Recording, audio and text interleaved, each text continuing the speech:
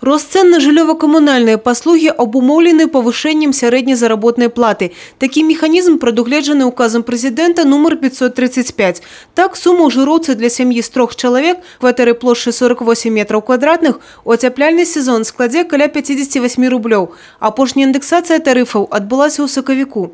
Возмещаемые затраты, которые у нас были, это санитарное содержание, электрическая энергия на возмещение мест общего пользования лифтов. То есть оно останется на прежнем уровне.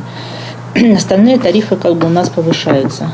Змяняюцца і падыходы да тарыфікацыі асноўных паслуг. Так чакаецца новаўвядзенне ў разліку па вывазу смецця. Сума будзе абумоўлівацца колькасцю зарэгістраваных у кватэры альбо доме чалавек.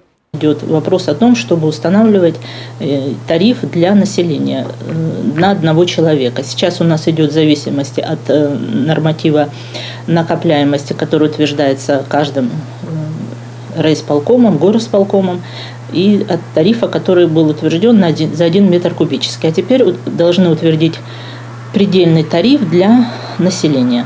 Плануецца, што з 1 студзеня наступнага года беларусы выйдуць на 100% аплату па ўсіх паслугах, акрамя цеплазабеспячэння.